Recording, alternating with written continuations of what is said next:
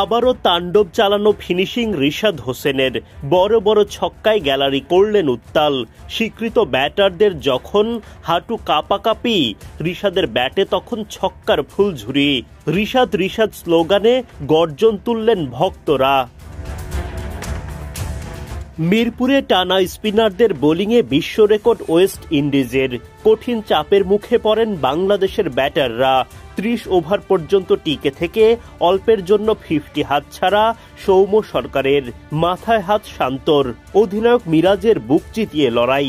শেষ দিকে রিশাদের 14 বলে 39 রানের ঝড়। 213 রানের লড়াকু পুঁজি পায় বাংলাদেশ। মঙ্গলবার ওয়েস্ট ইন্ডিজের বিপক্ষে সিরিজের দ্বিতীয় ওয়ানডেতে মাঠে নামে বাংলাদেশ।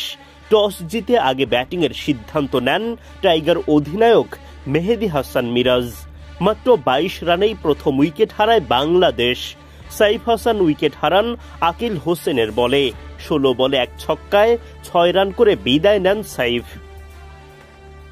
আরেক ওপেনার সৌম্য সরকারের সঙ্গে জুটি বেঁধে লড়াইয়ের চেষ্টা চালান তাওহিদ হৃদয়, কিন্তু বেশিক্ষণ টিকে থাকতে পারেননি হৃদয়।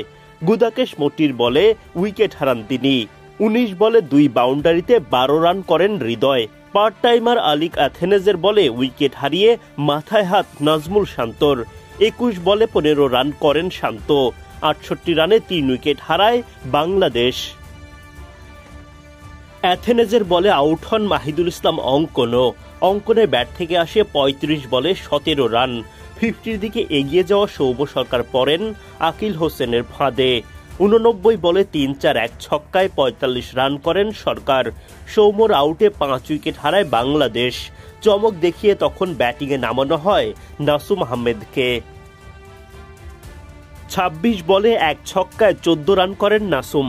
অধিনায়ক মেহেদী হাসান মিরাজ ধীর গতিতে দলকে এগিয়ে নেয়ার চেষ্টা চালান।